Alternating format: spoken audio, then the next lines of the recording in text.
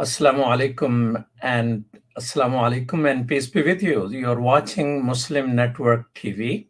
This is Imam Malik Mujahid. You can always watch us on Galaxy 19 satellite, Amazon Fire TV, Roku, and pretty soon on Apple TV. And of course on our website on muslimnetwork.tv, as well as YouTube and Facebook pages. Um, and today we'll be talking about amazing conversation with amazing people who have spent their time in the struggle for peace and justice. What I am seeing as an energy to bring peace in America by treating every human being as equal is moving forward. And some good statements are coming out. President Carter yesterday said, silence can be as deadly as violence. People of power, privilege, and moral conscience must stand up and say no more to racially discriminatory policing and justice system, immoral economic disparities between whites and blacks, and government action that undermine our unified democracy. We are responsible for creating a world of peace and equality for ourselves and the future generation. He said that we need a government as good as its people, and we are better than this. President Clinton said, in the days since George Floyd's death, it is impossible not to feel grief for his family and anger, revulsion, and frustration that his death is the latest in a long line of tragedy and injustice, and a painful reminder that a person's race still determines how they will be treated in nearly every aspect of American life. That was President Clinton. And President Bush, who normally remains silent, he said it is time for America to examine our tragic failures. He's a Republican, as we all know. And he said that he and former First Lady Laura Bush are anguished by the brutal suffocation of George Floyd and disturbed by the injustice and fear that suffocates our country. Yet we have resisted the urge to speak out because this is not the time for us to lecture. It is time for us to listen. It is time for America to examine our tragic failures. And as we do, we will also see some of our redeeming strengths. And President Obama, and he says, it cannot be normal. We want our children to grow up in a nation that lives up to its highest ideals. We can and must be better. He also said that, but it falls on all of us, regardless of our race or station, including the majority of the men and women in law enforcement who take pride in doing their tough job the right way every day, to work together to create a new normal in which the legacy of bigotry and unequal treatment no longer infects our institutions or our hearts. So presidents are speaking, and masses are speaking before presidents are speaking. I have not seen the energy, the power, and the solidarity in any of the Black Lives marches in the past as I have seen in the last few days. And we will discuss the future of this movement because it's likely that this energy is going to go down. Demonstration will stop. People will back to quote unquote the old normal instead of the new normal which we are expecting. To discuss that with us is Reverend Dr. Alvin Jackson. Dr. Reverend Jackson, welcome. Thank you, Imam. Reverend Jackson is senior pastor of National City Christian Church in Washington, D.C. Former. Was the guest speaker at Washington National Cathedral on the second Sunday of Advent, December 10th, 2000. He is the Mississippi native, earned a Master's of Divinity degree from Duke University School of Divinity, and Doctor of Divinity from the United Theological Seminary of Dayton, Ohio. He is a member of the board of directors of National Rehabilitation Hospital, Religious Coalition for Reproductive Choice, and for the Love of Children. Welcome to Muslim Network. Thank you, Imam. Thank you. And I would also like to welcome Jorge Mojica. Jorge Mojica is a labor leader in Chicago, Jarais, Chicago, and he was one of the lead organizers of the largest march in Chicago's history, which was for undocumented workers. And he works hard because he has to commute all the way 3 feet from his bed to his computer nowadays.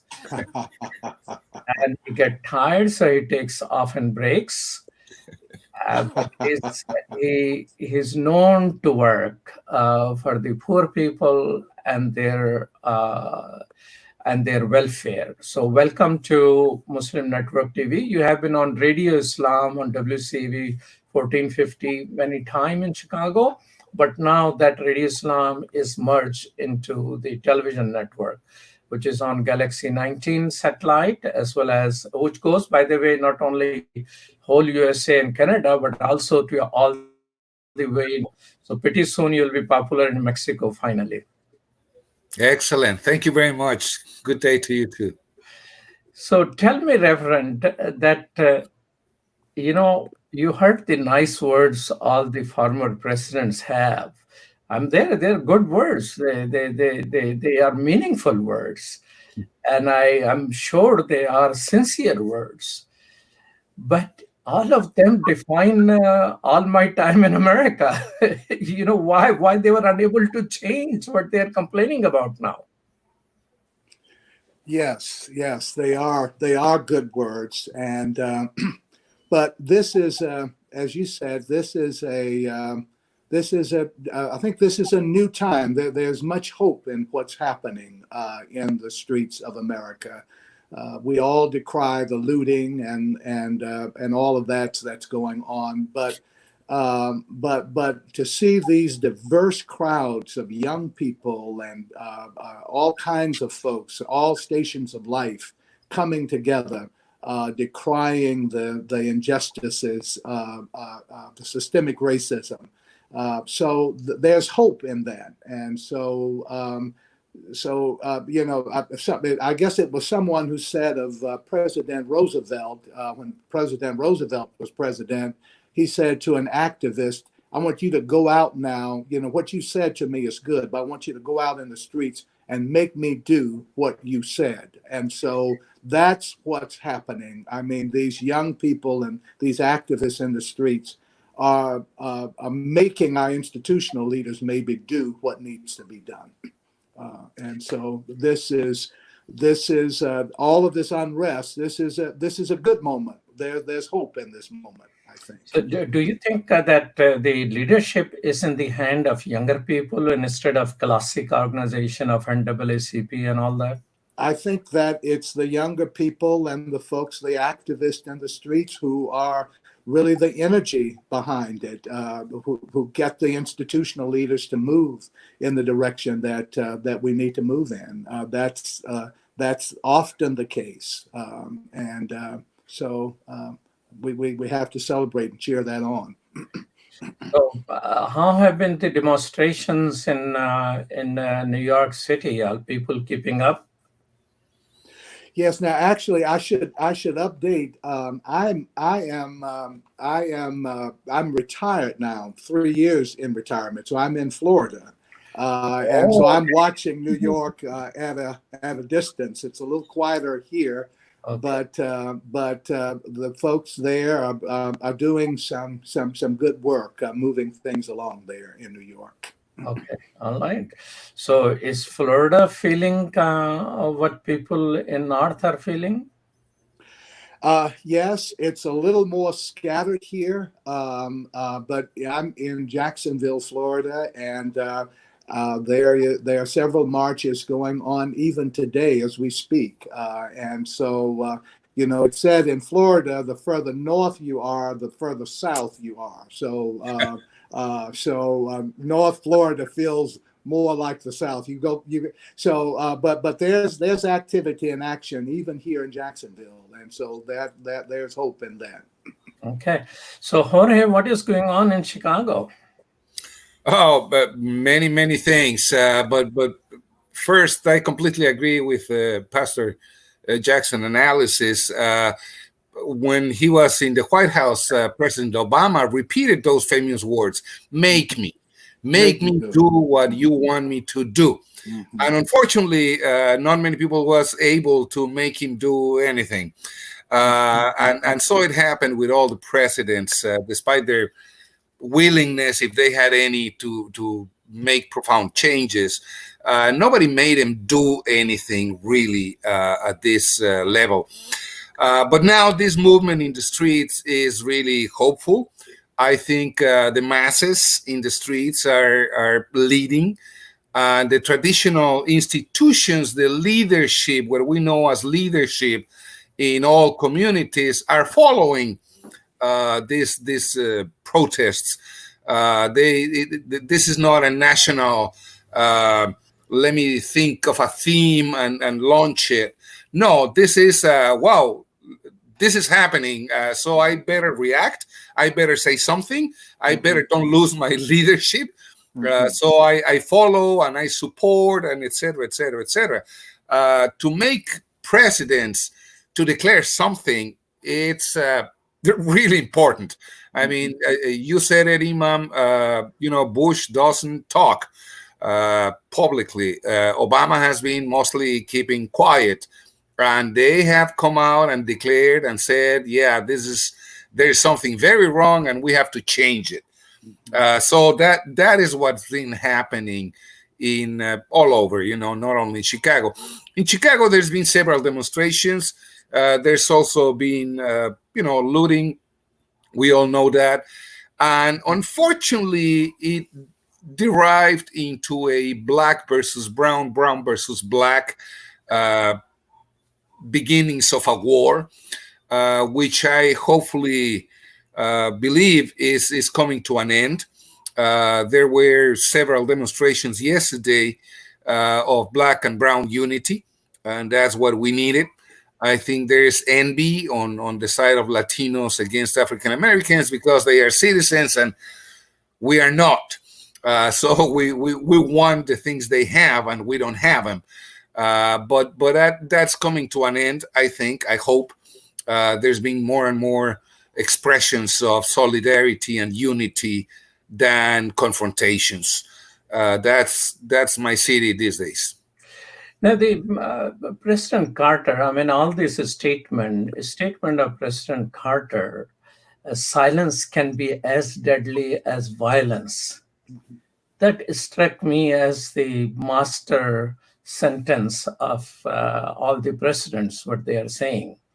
Everyone has extraordinary things to say except the one who is sitting in White House. Or is he still walking to the church for some reason? What was that drama? I mean, hitting people with rubber bullet. I mean, rubber bullets can kill people. And going to just take a photo up. I mean, he didn't even say anything. He just went there to take a photo with the Bible. He could have taken a photo with the Bible in his own yard somewhere. But silence can be as deadly as violence. So the silence of President Trump in front of the church, witnessed by the Bible in his hand. I mean, it's how does it help? I mean, who are the people who are silent at this moment? I see a lot of white folks, young people especially, are marching as well. Yeah. I saw some of the corporations. I did not see in the earlier days of Black Lives Matter campaign. in which corporations giving a statement, and now I see some corporations are issuing statements and solidarity statements. So silence can be as deadly as violence. Who are the people which we can encourage now to speak up? Who is not speaking up? Anyone of you, please feel free to talk. Everybody's speaking up. Everybody's being forced to speak up. But unfortunately, the discourse is the wrong one in many cases. What I have seen is so many people saying it is tragic that someone was killed in the street by a police officers, but the looting has to stop. And I think it should be the other way around. It is tragic that there is looting, but police killings have to stop. It's a matter of priorities, and not many people are willing, at least in the spheres of power, to condemn the police departments, to condemn the ongoing and everyday in our lives police brutality. I think police departments were created for what they are doing. They are sent out to the streets to confront the demonstrations. That's exactly what the police is. And that's the change we want to see in this particular moment and for the rest of our lives. I mean, we cannot live in a state that is pretending to be democratic, but has this incredible force, militarized force in many cases, to restrain and confront and arrest people and jail people without any consequences. The police has immunity. They can do anything they want. They can break the law. It doesn't matter. They have immunity. That's what we need to change. And many people have been silent on that. President Obama fell short of condemning the police departments in his speech 2 days ago. He doesn't go all the way, and nobody does. And that's what we need, really. The police department in Chicago takes 45% of our budget. 45% of the city's resources go to the police department. That's what had to change. I agree. 5%, you said? 45% of the full budget goes to the police department. Wow. I didn't know that, Jorge. Where did you get that number? City budget. Yeah. City budget, yeah. Is that the same situation in other cities, Reverend? Yes, it is. And I mean, and on a national level, 53% of every discretionary dollar goes to the military. 53% of every discretionary dollar that the federal government spends is military. And so we're spending about 15% of discretionary money on anti-poverty programs. And so we talk about there being scarcity, and we don't have enough to do some of the things that are needed. It's not enough. It's not a matter of scarcity. There's abundance in this country. We have misplaced priorities. We need to turn it around. And one of the reasons we are really supportive of the Poor People's Campaign, a national call for moral revival, and we're preparing for what we're calling the Mass Poor People's Assembly and Moral March on Washington, June 20.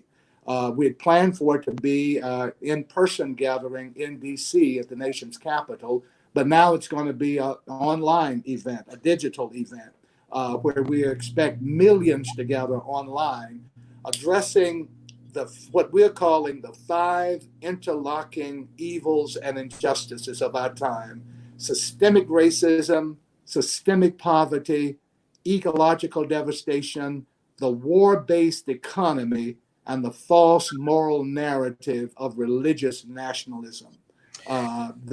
So that's what we are pushing on June. June 20th, and yes, we'll continue this conversation, because you both are saying that.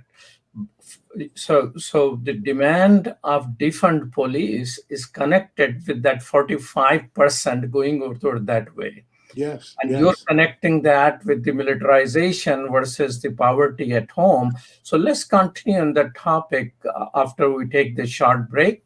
Okay. You're watching Muslim Network TV. We're on Galaxy 19 satellite, as well as muslimnetwork.tv, on Amazon Fire TV, Roku, as well as pretty soon on Apple TV as well. This is Imam Malik Mujahid. We'll be right back after these messages.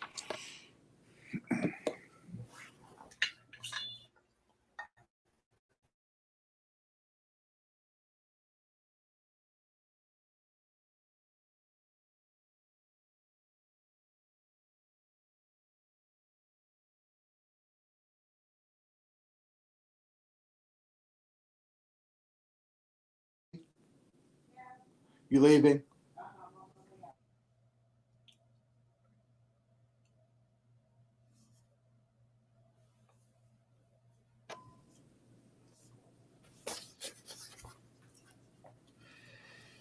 Welcome back to Muslim Network TV. And with me are guests Reverend Jackson and Jorge Mojica. And this is Imam Malik Mujahid. You're watching Muslim Network TV at Galaxy 19 satellite, as well as Amazon Fire TV and Raku TV, as well as on our own website, muslimnetwork.tv. Before the break, Jorge brought up this point that 45% of the budget of the city of Chicago goes into policing. And that seems to be one of the reasons that one of the demand which younger people have, defund police. And we will come to the bigger discussion and the action on June 20th. Let's dwell on it. Why policing is taking this much money? And I mean, do you think it seems like budget is an immoral document at this moment? If 45% is going in policing instead of helping improve the neighborhood and the facilities and engage younger people in positive workforce. So I mean, we have city of Chicago, which is run by Democrats essentially, which is Democratic mayor, which is a black mayor. Why priorities are not changing? I don't think the Democratic Party has the intentions of changing that kind of status. The budget of the police department increased incredibly during Rahm Emanuel function as mayor, $1,700 million in the city of Chicago for the year 2020, $1,700 million. And still, when teachers go out on strike, they are blamed for the deficit of the budget in the city of Chicago. You know, everything focuses on, oh, these teachers and their pensions and whatever. Yeah, but the police department is swelling all that money. It's amazing. It's incredible. And again, that is what the police is here for, to control people, not to serve and protect anyone other than the big corporations and the politicians who sustain them and support them. We have so many former police officers and current police officers serving as council members, as state legislators, state senators, and so on and on. It's an incredible force. I mean, we don't realize it because we tend to believe in the police or see the people, the officers in the street. But that's not the full police department of the police force. $800 million were given to the Chicago Police Department 3 years ago to militarize it. To really, I mean, why do we need a military, quasi-military force in the city of Chicago? And they don't really solve crimes. You know, only 3% of all crimes are solved by the police. So what are they here for? Well, they are here to do exactly what they are doing these days: contain protests, control people, control neighborhoods. That's the function of the police. If we don't realize that, we are not going to bring about change. Okay, so with militarization of the police, is it somehow connected with the extraordinary funding, Reverend Jackson, which military receives? That now they have, military for equipment and system somehow benefits when police is militarized? Is it a venue of consuming a budget which cannot be consumed otherwise? Yes, yes, I think so. I mean, how many times can we blow up one world? And so, you know, this federal military equipment goes to a lot of city police departments. Equipment that they don't use goes to these city police departments. Chicago, I'm sure, is not alone in that. I don't know the percentage in other cities, but I'm sure it's the case in New York and in Los Angeles and many other cities across the country as well. So we really have a problem here that really has to be addressed. The problem is not scarcity. It is a problem of priorities and a matter of will. And I think these protests on the streets are forcing us to rethink some of that. We got to keep it up, though. We can't let up on that because we'll just easily, after so little time, we'll go back to things normal, and we can't go back. We can't go back. We've got to keep this up. So, so keeping this up is connected with the, Dr. King's movement also talks about how it is connected with the poverty.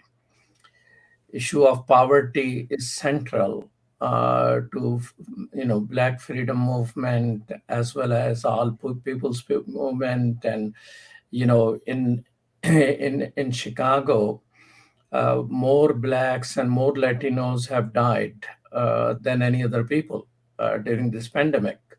I think so 100,000 people who have died all over the country. I mean, 100,000 people, just imagine that. That's right. And most of those people are poorer people. Mm-hmm. And I have people who come to my home because I am in that age group. They're saying, stay home and all that. Well, all age group are staying home, but especially, and the people who are coming, they have no protective equipment, whether there is a, person delivering your mail or anything else. So they're exposed. So poor people are mostly essential workers. That's right. They have hardly any protective equipment, and they're dying more. And right. Now in New York, reports are coming out that that is the largest city in the richest country in the world, that 1 in 4 residents of New York need food. Yes. I couldn't believe that. Well, I have a lot of things I have difficulty believing in. I'm still digesting Jorge telling me that 45% of Chicago budget goes into policing. I'm going to look up.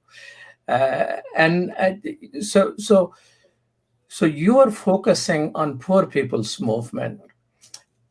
Do you think, and it is on June 20th, as you mentioned, and if there is a website, our producer will put it on the Yes. crawling bar at the bottom of the screen. But how younger people are engaged? Because this campaign, what I see are younger people. I mean, I could not see when I was marching the last Saturday, I did not see people of my age. They were almost all, I mean, there must be some like me here and there, but it was mostly younger people. And they're extremely passionate. Yes. Yes. And extremely powerful.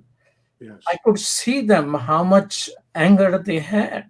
Yes. Yes. Are they connected with what you are trying to do on 20th of June? Because I'm quite worried about, the people who have wisdom and the elderly people who have gone through civil rights movement and gone through all the phases of a struggle on one side, and younger people learning and inventing the wheel directly by themselves.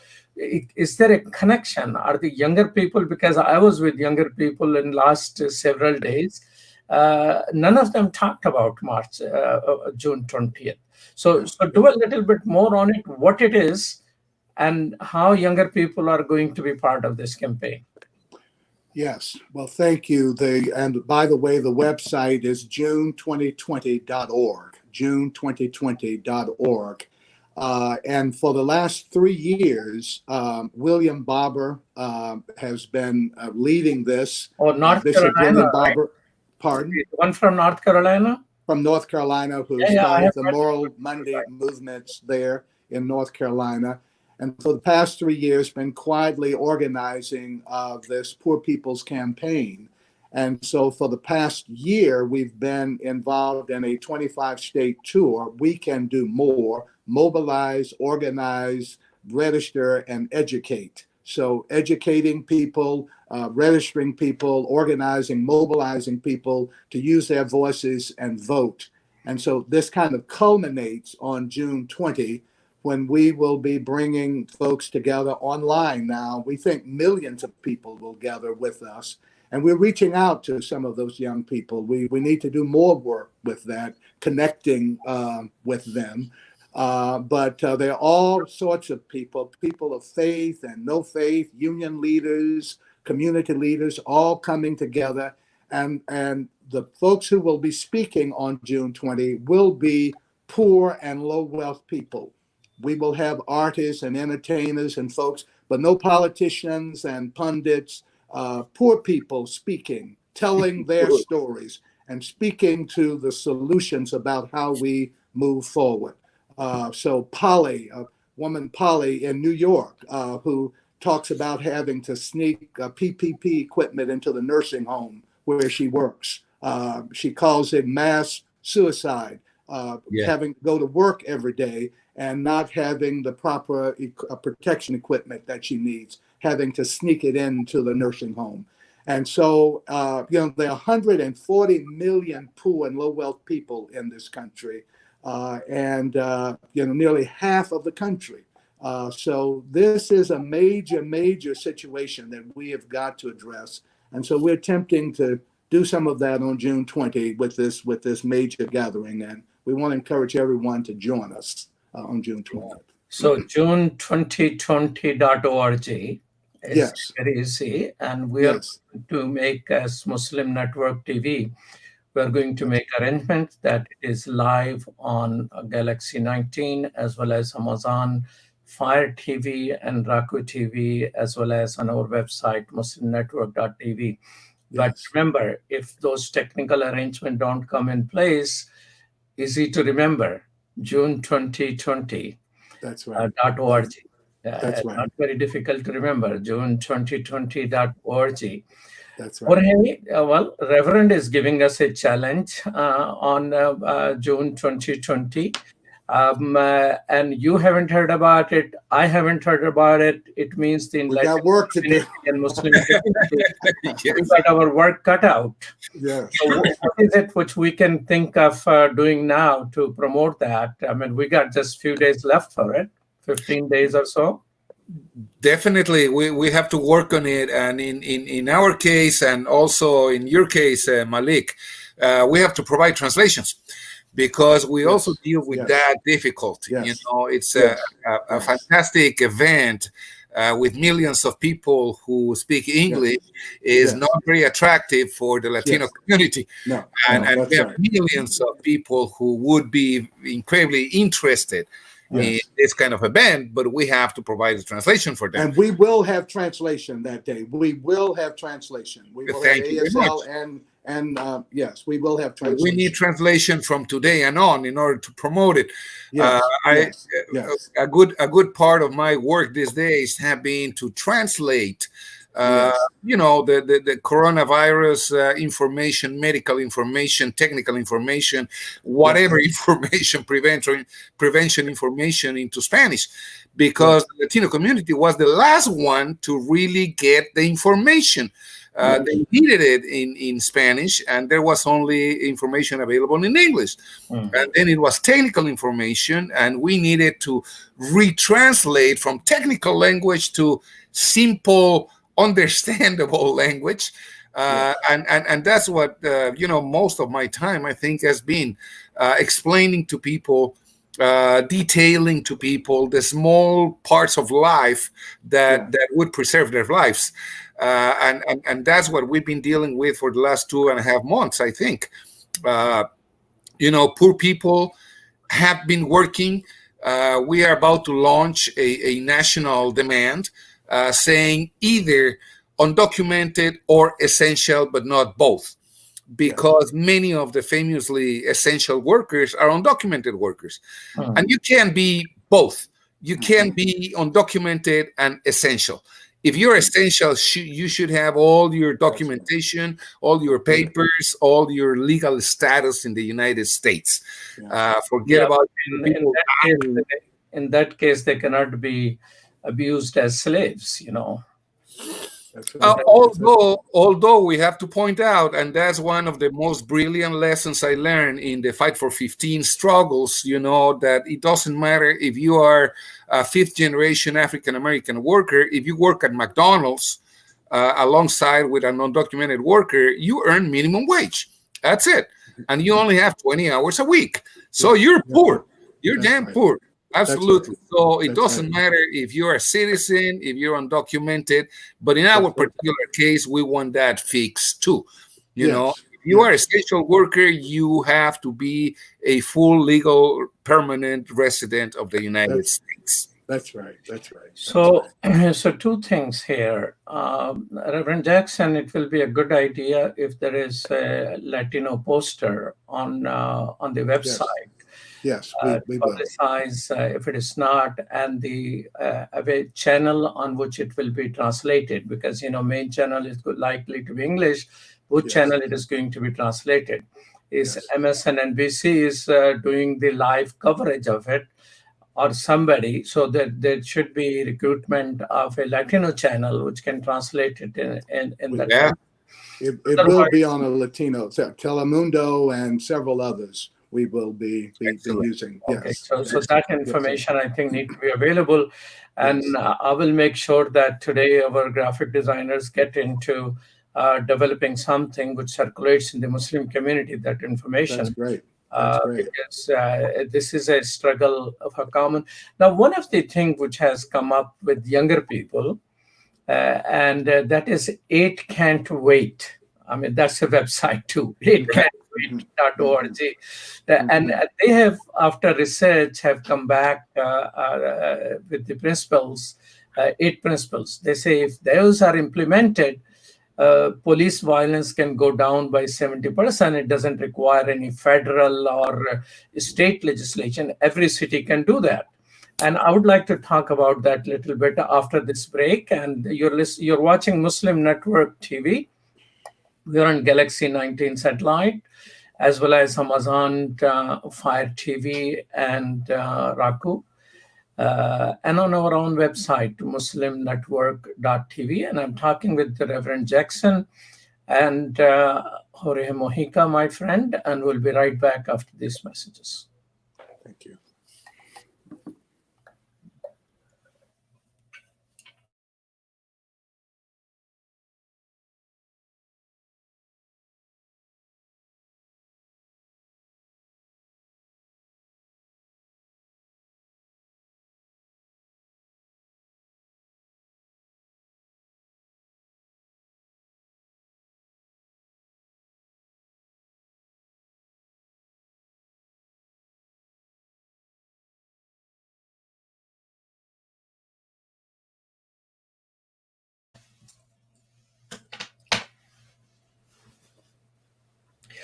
Welcome back to Muslim Network TV. This is Imam Malik Mujahid, and I'm talking with Reverend Jackson in Florida and Jorge Mojica in Chicago. They are community leaders concerned about poor people's movement, what's happening with the poor people, and the policing. And I continue to learn, despite being a little older person, that 45% of Chicago police, Chicago budget, city budget goes to policing.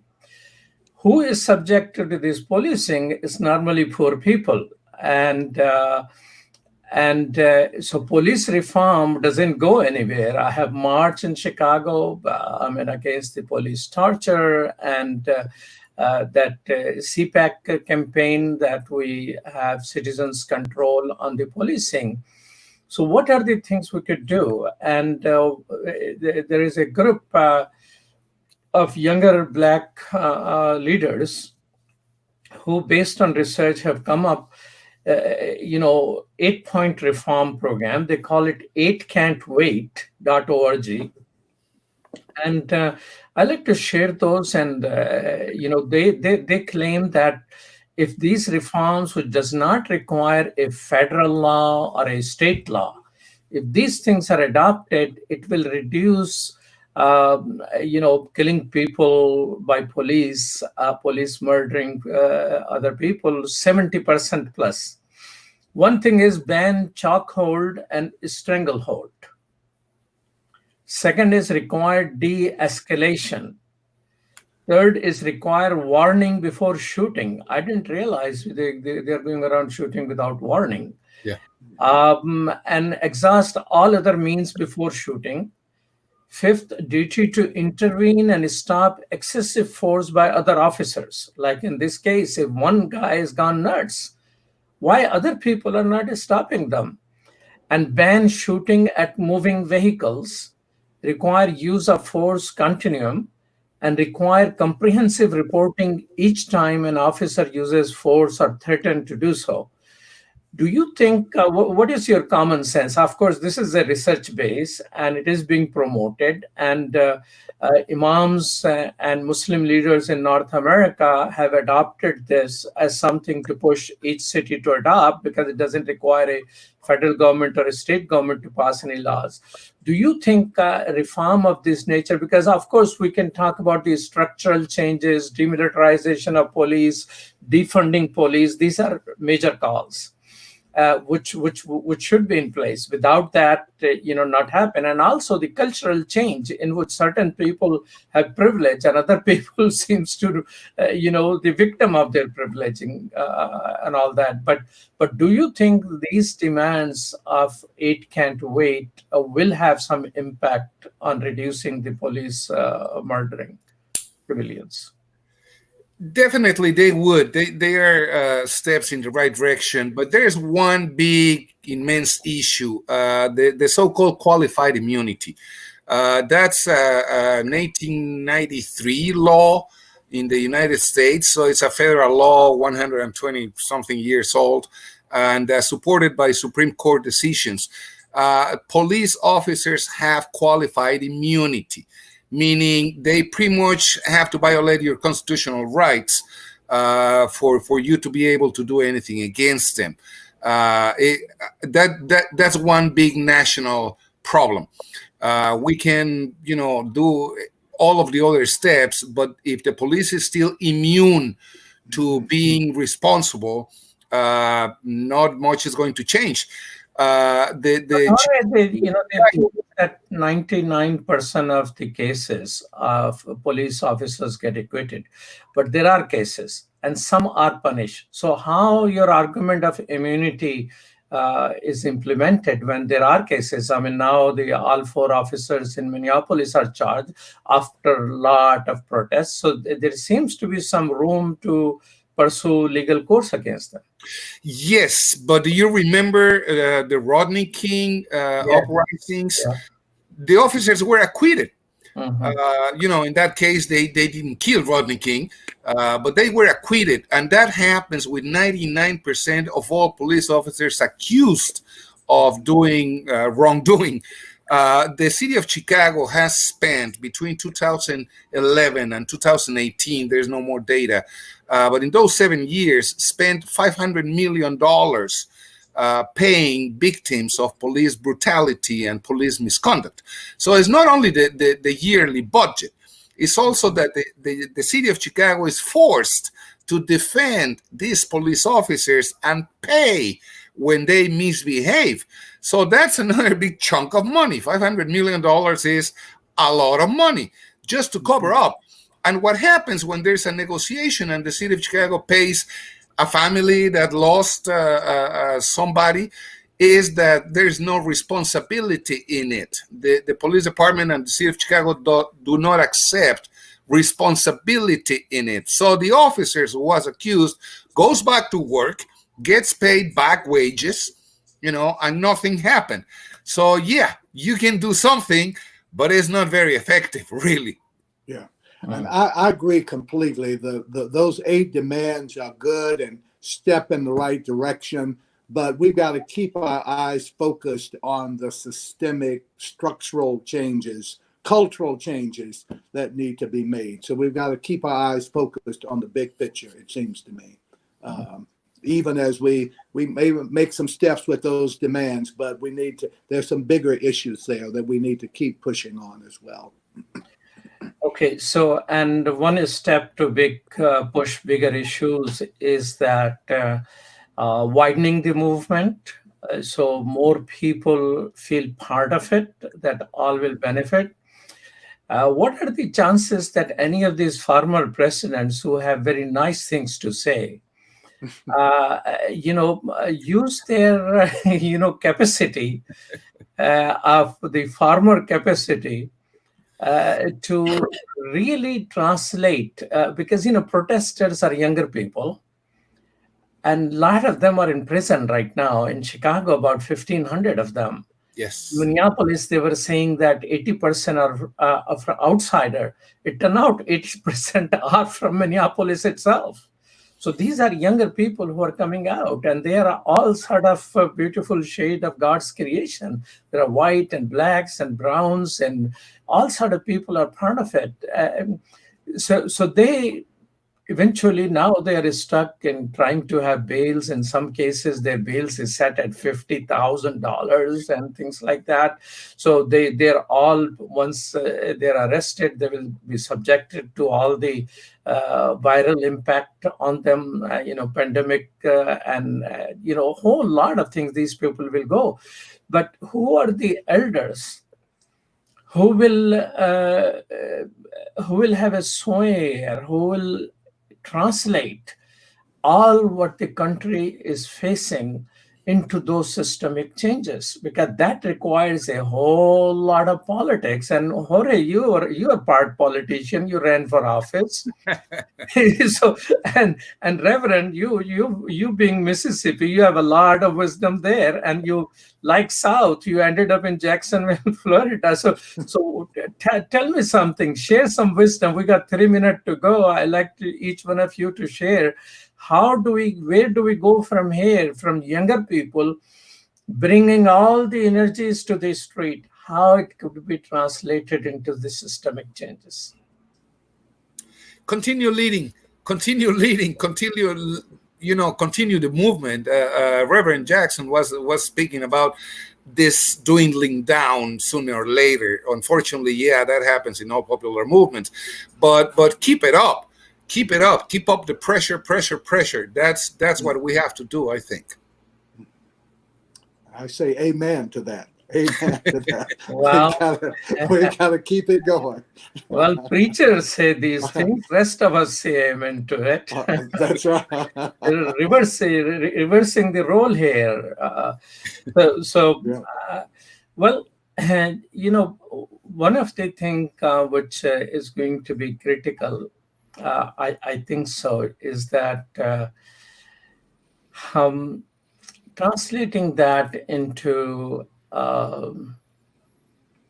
some long-term policies which we can push for. I participated, I think, day before yesterday, and there was something by NAACP. And yesterday there was President Obama did something for the mayors, and I'm not a mayor of anything, not even my house. I'm not a mayor of, but somehow I got invited. I do not see what are the 5 systemic changes which each state can adopt or federal government can adopt. It may be there somewhere, but do you know any of these things?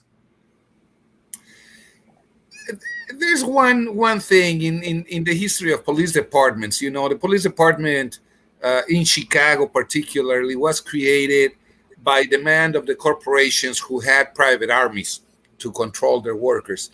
And they decided at some point that they didn't want to spend money themselves, so the city should have this army to contain people. And the police department was created in an incredibly vertical way, as opposite to sheriff departments who have an elected leader.